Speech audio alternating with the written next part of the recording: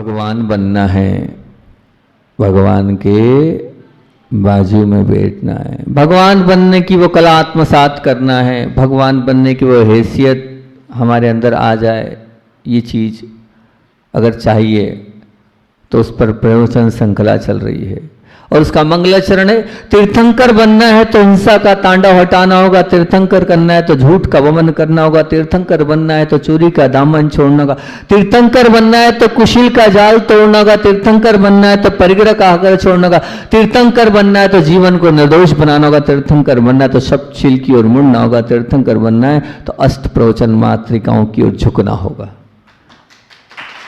बात चल रही है तीर्थंकर बनने की, और बात प्रारंभ करी थी, परिग्रह का मामला बहुत दिनों तक चला, अब बात आ रही है जीवन को निर्दोष बनाना होगा।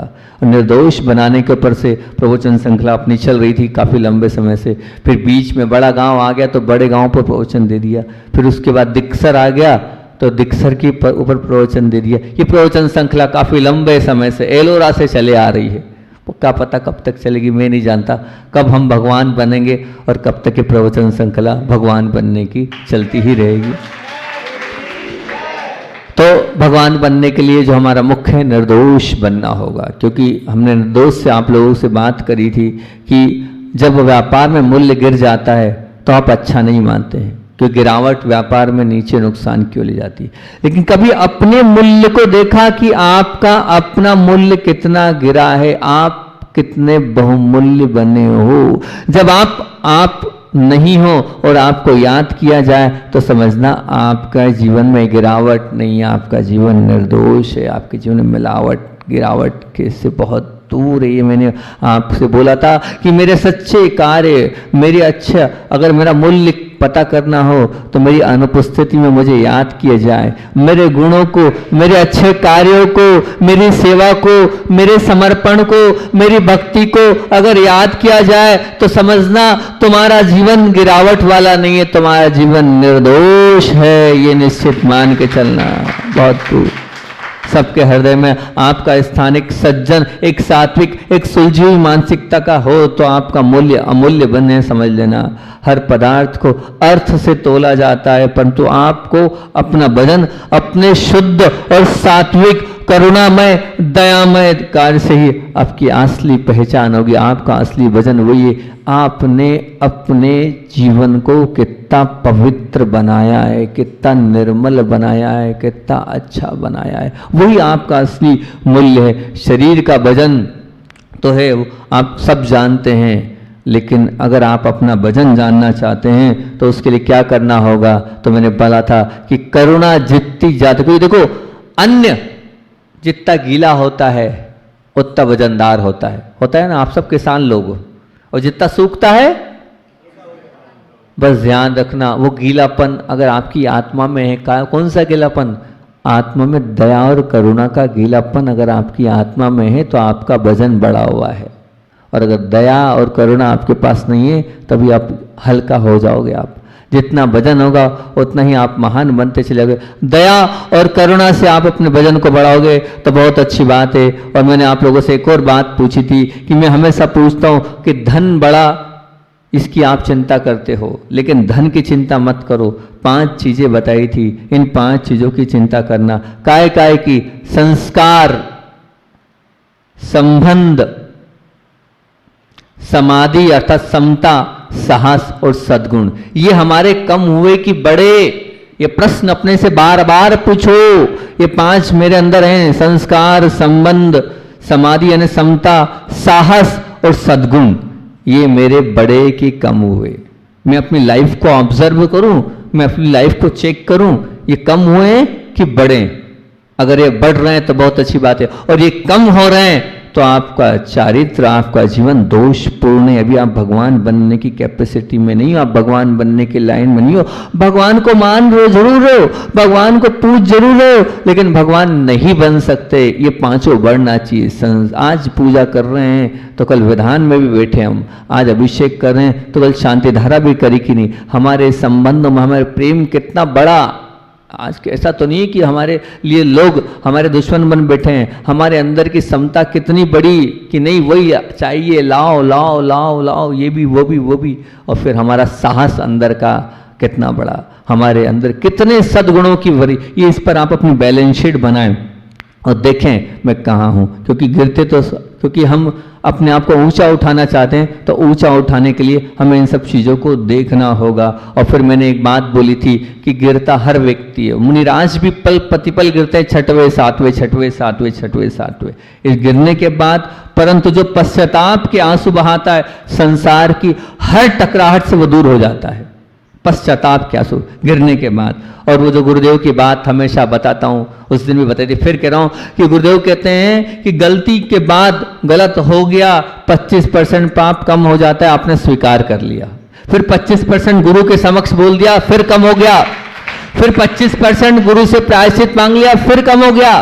और आपने प्रायश्चित पा लिया तो 100% आप शुद्ध पीवर बन गए। बन सकते हो आप, पाप कर लिया कोई बात नहीं, पाप करते तभी तो भटक रहे संसार में। हम भगवान बन जाते, लेकिन बन जाओ आप भगवान। जो पाप किया है वो स्वीकार कर लो, तो अपने आप भगवान बन जाओगे। अपराध बोध अपने आप में बहुत बड़ा बोध होता है, जो जीवन को नवीन शोध प्रदान करता है, जीवन को प्रधान बनाता है। ये बात बोली थी। और फिर मैंने एक बहुत अच्छी कहानी क्या सही बात बोली थी कि युधिष्ठिर की कहानी कि जल में स्नान करने से कुछ नहीं होता है, आत्मा अंदर से स्नान होना चाहिए। मतलब अंदर से हम अगर कहेंगे कि हाँ मैंने पाप किया है, तभी आप पवित्र हो पाएंगे। और एक अलिखित नियम आपके बीच में मैंने रखा था कि तुम जिस तत्व के पीछे रोते फिरोगे,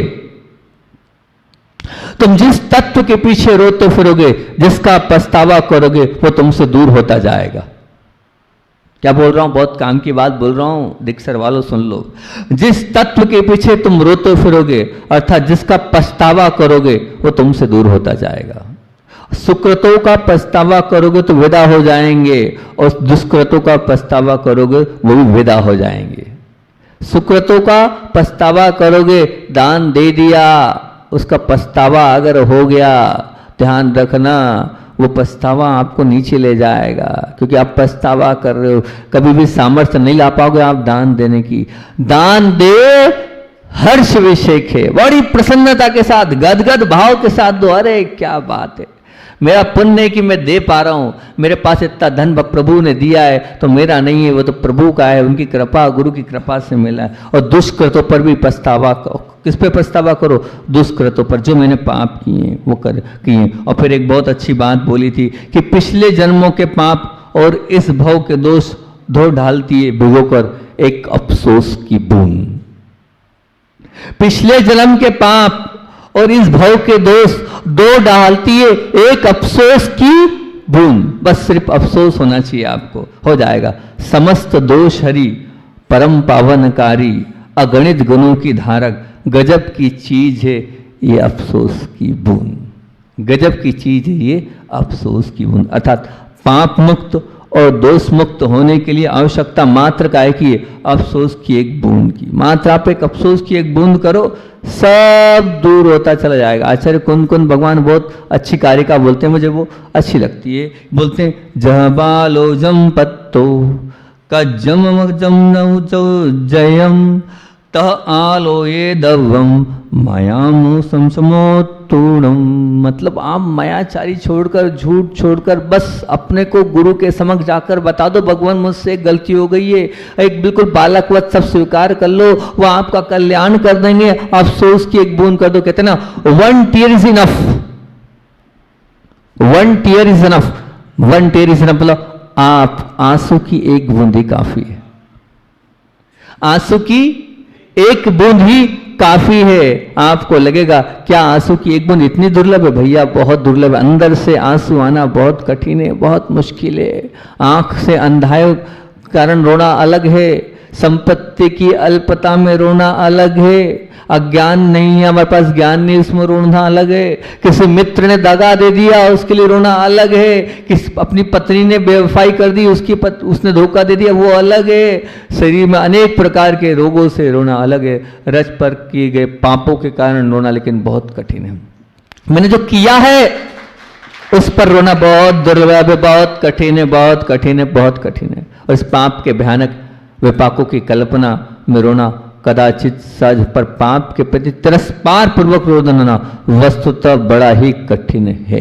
रो लेना एक बार, दुखी हो लेना एक बार, भगवान के समक्ष अपने आप को पटक लेना, माथा कूट कूट के, भगवान मैंने पाप किया है, भगवान मैंने पाप किया, सच कह रहा हूँ, सब धुल जाएगा। और ऐसा पुण्य इकट्ठा होगा, ऐसा पुण्य इकट्ठा होगा कि एक साहस और एक आत्मविश्वास आपके अंदर आता चला जाएगा। क्योंकि ध्यान रखना, शास्त्रों में पाप के पीछे पछतावा के आंसू बहाने वाले को क्या कहा है? वंदनीय कहा है। क्या कहा है? वंदनीय कहा है, महाभाग कहा है, धन्यवाद का पात्र बनाया है। उसने अपने आप के पाप को स्वीकार तो किया, अनुमान उसने अपने पाप को माना तो, और वो जो पाप मानता है वो ये मान के चलना कि उसने आंसू बहाना जितना कठिन होता है उससे कहीं अधिक कठिन होता है स्वीकार करना। वो स्वीकार तो कर रहा है, स्वीकार कर रहा है, ये बहुत बड़ी बात है। हे तत्वों के प्रति तिरस्कार पूर्वक और उपादेय तत्वों के प्रति आदर, ये दोनों ही एक सिक्के के दो पहलू हैं। हे तत्वों के प्रति तिरस्कार छोड़ने योग्य, और उपादेय तत्वों के प्रति आदर भाव। अपने आप अगर हे तत्व के प्रति तिरस्कार है तो जो करने योग्य उसमें अपने आप आदर भाव आपका आएगा। एक सिक्के के दो पहलू, चट भी और पट भी एक साथ रहेंगे। अगर आपको हे मतलब जो नहीं करने योग्य उसके प्रति अंदर से तिरस्कार है, मैंने गलत किया है, तो निश्चित है कि आपके अंदर अच्छा क्या है वो अपने आप आएगा, लाना नहीं पड़ेगा। बहुत बड़ी बात है, अच्छा क्या है इसको आपको लाना नहीं पड़ेगा, करना एक ही चीज है, वो अपने आप आएगा। क्या मैंने गलत किया है वो आप अंदर से चिंतन कर लो अपने पापों को, कि मैंने ये पाप किया है, इसके लिए मैं अंदर से चिंतित होता हूँ, अंदर से विकल्प करता हूँ, अंदर से ये करता हूँ। आप बोलेंगे, आप कहोगे कि क्रोध के बाद पछतावा तो बहुत होता है और बहुत बार हुआ है। क्रोध के बाद पछतावा तो बहुत हुआ है और बहुत बार हुआ है। लोभ किया और लोभ के पीछे अंधी दौड़ में मन में कई बार विषाद भी होता है, कहाँ लगाऊं भैया यार, कहाँ ये पैसा साथ तो जाएगा नहीं, फिर भी क्या करूं, लगा हुआ हूं। मायाचारी के सेवन के बाद भी पछतावा नहीं, क्योंकि ऐसा लगता है अब क्या ठीक है, मैंने ये नहीं करना है, ऐसा नहीं करना है। वासना से सताए जाने के कारण भी मन खुलकर रोया भी है। फिर भी क्या ये सब होने के बाद भी आपका ये पछतावा क्या झूठा है?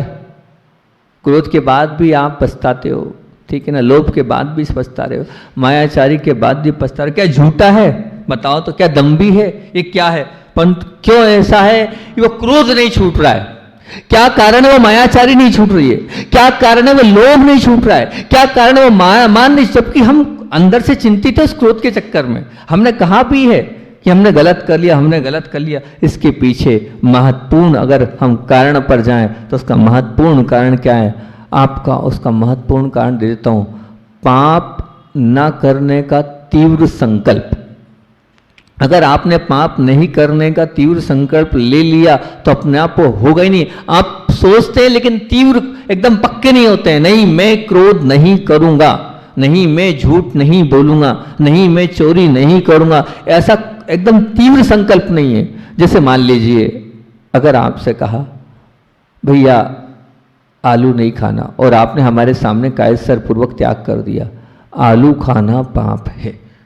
फिर उसके बाद आप सच्चे धर्मात्मा हो, मैं मानता हूँ बुंदेलखंड में तो कूट कूट के धर्म भरा, आप 3 काल में भी आलू नहीं खाएंगे। और इतना ध्यान रखेंगे कोई चम्मच तो नहीं आ गई, तब भी नहीं खाएंगे। क्यों? क्योंकि आपने अंदर से तीव्र संकल्प किया है उसको छोड़ने का। ऐसे ही आप क्रोध को छोड़ने का तीव्र संकल्प कर लो ना कि मैं नहीं करूंगा, तो अपने आप नहीं होगा। वो आपका तीव्र संकल्प ही नहीं है, इसलिए वो छूट नहीं रहा है। वो छूटेगा जब जब अंदर से आपको है फीलिंग कि मैं गलत कर रहा हूं, लेकिन फीलिंग में तीव्र संकल्प होना चाहिए। जब पाप के पीछे रोए तो पाप का सेवन जिंदगी में फिर कभी न करने का तीव्र संकल्प भी करें। ऐसा तीव्र संकल्प होने पर भी अपने आप जीवन से पाप विदा हो जाएगा। लिख लेना पर करना पड़ेगा तीव्र संकल्प। ध्यान रखना, पाप के सेवन में जब निष्फलता मिलती है तभी तो पछतावा होता है। पछतावा कब होता है पता है? बहुत काम की बात। पछतावा कब होता है? क्रोध करा और क्रोध में जब निष्फलता मिलती है तब क्रोध खराब लगता है। माया करी और माया कर जब पकड़ में आ जाती है कि क्या मायाचारी सब दुनिया ने समझ लिया कि मेरा स्वरूप क्या है, तब फिर वो माया सांप जैसी लगती है। अब माया भी किया, क्रोध भी किया, अब पुण्य योग से इन तमाम कार्यों का सेवन करते हो, अगर आप सफल होते चले जाते हो तो ये त्रासदायक नहीं लगते, ये परेशान करने लायक नहीं लगते, ये छोड़ने दायक नहीं है कि हम छोड़ दें, इनको लगता ही नहीं। उस क्रोध से आपको बहुत कुछ मिल रहा है, उस वो कसाई मीठे जहर जैसी लगती है। बस यही बहुत बड़ी समस्या है। रस पूर्वक हो चुके पापों का और अशुभ अनुबंधों को अगर तोड़ देने का एक ही उपाय है कि पापों के पीछे मन खोलकर रोते रहो, मन खोलकर रोते रहो और फिर से उन पापों को न करने का तीव्र संकल्प करो, सच्चे दिल से करो। सच्चे दिल से किया ये प्रयोग आपके जीवन में एक नई ताजगी लाएगा, एक नया सुनहरा प्रभात प्रकट करेगा और मात्र वो सौम्यता और वो उज्ज्वलता नहीं, आपके जीवन को अल्लाहत ले जाएगा। बस आपके अंदर होना चाहिए क्या कि मैंने गलत कर लिया है, इसके पीछे तीव्र संकलेश होना चाहिए। ये संकलेश इसलिए कह रहा हूं कि संकलेश जो है आपके क्लेश को मिटा देगा। ये संकलेश, अपराध बोध का संकलेश आपके समस्त क्लेश को मिटा देगा, पर आपको पढ़ना पड़ेगा वो संकलेश कि मैंने गलत किया है, मैंने गलत किया है, मैंने गलत किया है। मैं इसको संकलेश बोल रहा हूं क्योंकि वो क्लेश को मिटा रहा है, इसलिए एक संकलेश भी कभी कभी अच्छा होता है। लेकिन किसका संकलेश? अपने पापों का। ध्यान रखना, इस दुनिया से जब आप विदा होगे तो विदा होते वक्त उस वक्त रुदन और संकल्प का प्रयोग न हो तो अंतिम समय एकदम पाप रूप भयानक लगेगा। तब चाह ना चाह कर भी जीवन में जितने आपने पाप आएंगे आपको याद आएंगे और पछतावा नहीं करेंगे तो वो पाप आपको परलोक में भी त्रासदायक बनाएंगे।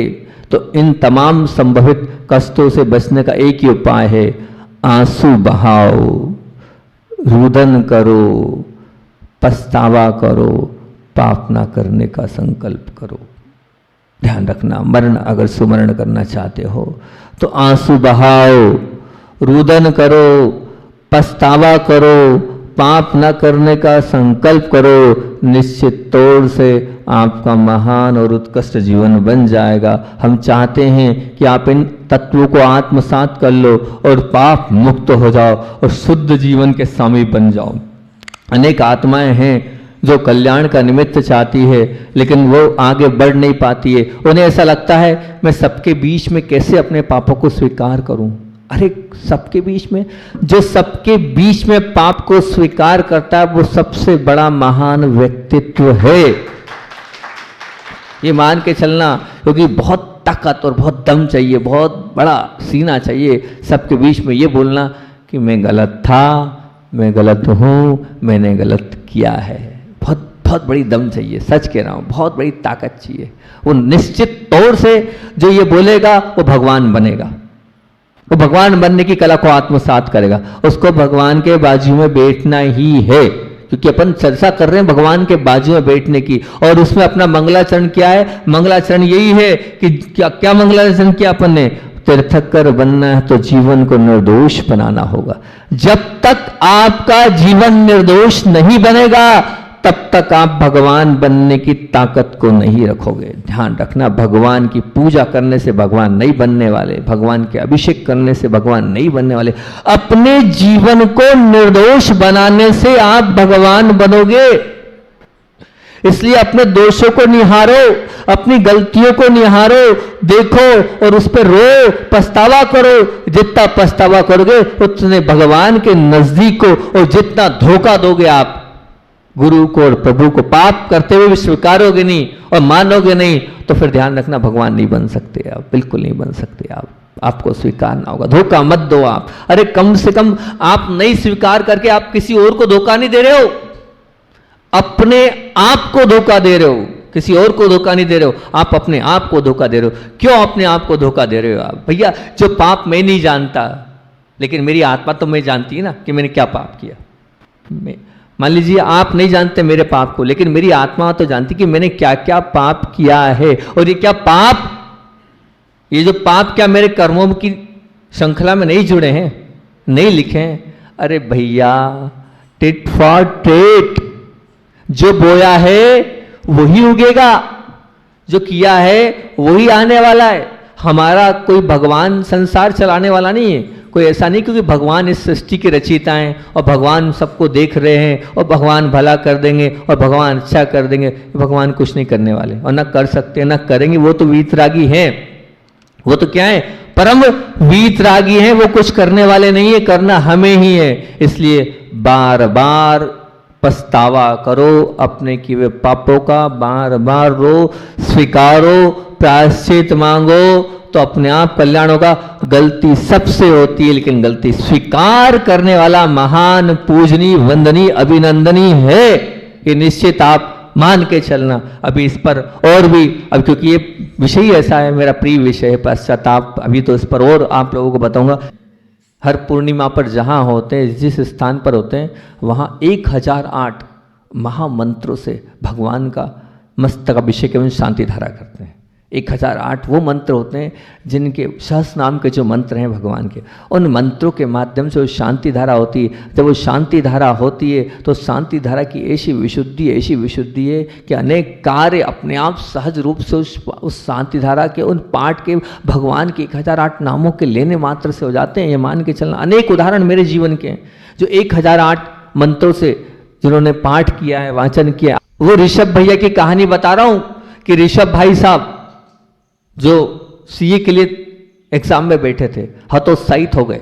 जबलपुर में मेरे पास आए, मेरा मौन था, महाराज जी अब मैं नहीं कर सकता हूँ, आप यहाँ वहाँ से मेरी मदद करके सीए के लिए ये कहते हैं। मैंने कहा अभी रुको, बोले अब नहीं रुकूंगा, जब महाराज बनना है तो सीए बन के क्या करूँगा मैं, मुझे आपके साथ आना है, बात खत्म, अब नहीं बनना मुझे।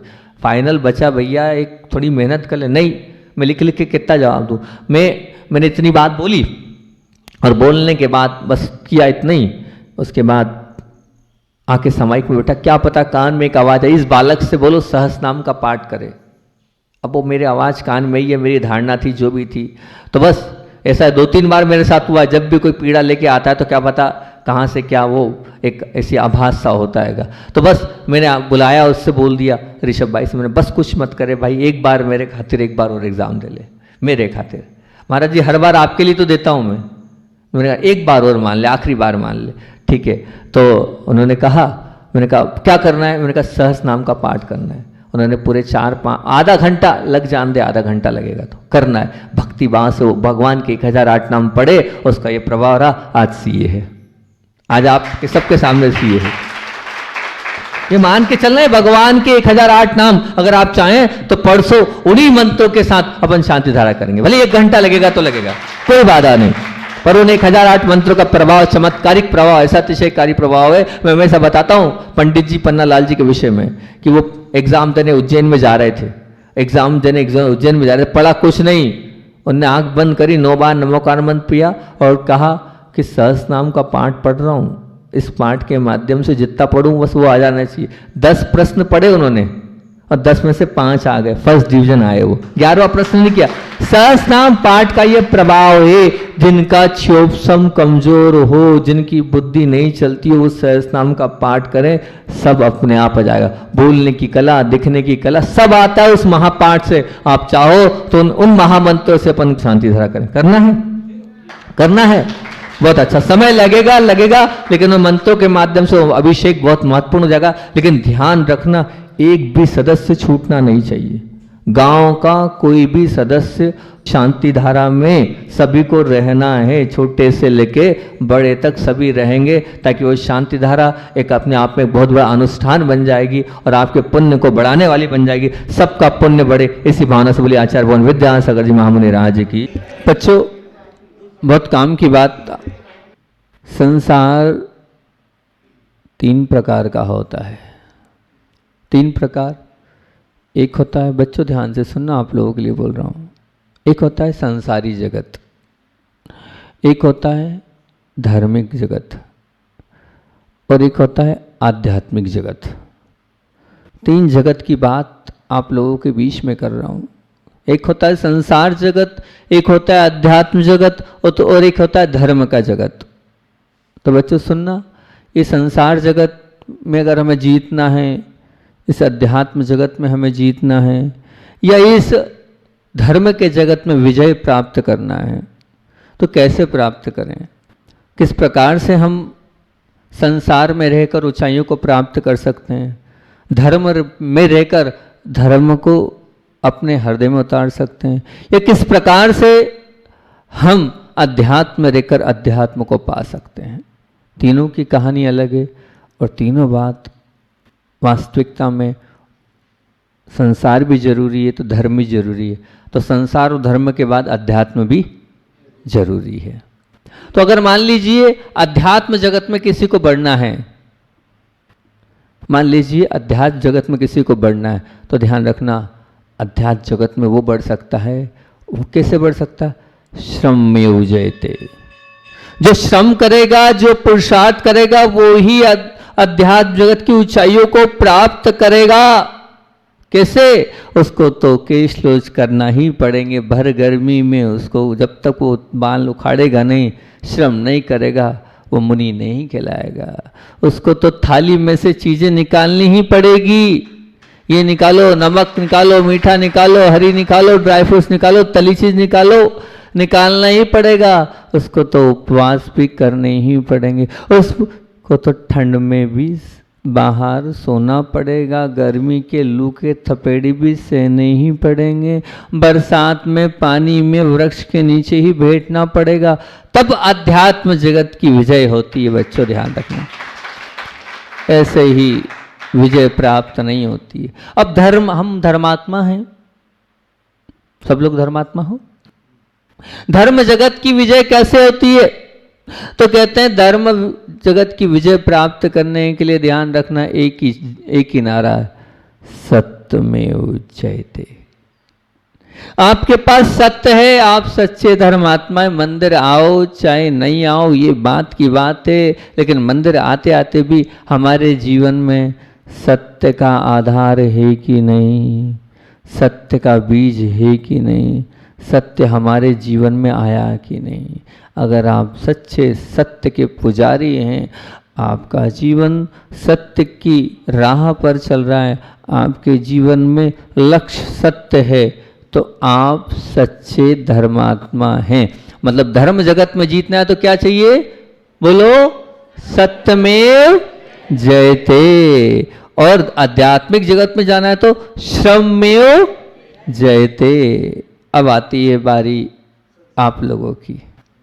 अब आप लोगों की कथा आप लोगों के बीच में रख रहा हूं कि आखिर संसार में हमें जीतना है, दुकान अच्छी चलाना है, अच्छी नौकरी चाहिए, दिखने में हम सुंदर दिखना चाहते हैं, बोलने में सब हमारी बात माने, सब हमारे हिसाब से चले, जैसा मैं चाहता हूँ वैसा सब मुझको मिलता चला जाए और अच्छा मिलता चला जाए। गाड़ी चाहता हूँ और क्या मिल जाए? मेरे को तो प्लेन मिल जाए, बिल्कुल वो फ्लाइट भी मिल जाएगी, वो हवाई जहाज भी मिल जाएगा। लेकिन कैसे मिलेगा महाराज? इस संसार जगत में इन ऊंचाइयों को कैसे प्राप्त करें हम? किस प्रकार से वो सब कुछ मिलेगा? मैं डॉक्टर भी बनना चाहता हूँ, मैं इंजीनियर भी बनना चाहता हूँ, मैं बहुत बड़ा व्यापार भी करना चाहता हूँ, मेरी खेती में जो मैंने बोया है वो 10 गुना नहीं 100 गुना चाहता हूँ। कैसे वो 100 गुना होगा? आखिर उसके लिए क्या है सूत्र? उसके लिए क्या है बीज? कि मैंने बोया है एक बीज, लेकिन उसका क्या हो? 50 गुना हो। मिल सकता है, मिलता है, मिलेगा। क्या बात कर रहे हो? बिल्कुल मिलेगा, मिलना ही वाला है। आपको क्या चाहिए? क्या करना पड़ेगा? इस संसार जगत में जीतना है, पुण्य में जयते। पुण्य अगर आपके पास है तो ध्यान रखना, आप कहीं भी चले जाओगे, आपकी वाह वाह हो जाएगी, आपकी जय जयकार हो जाएगी। चाहिए क्या? पुण्य। पुण्य के बिना ना कुछ मिला है, ना कुछ मिलेगा और ना कुछ मिलने वाला है।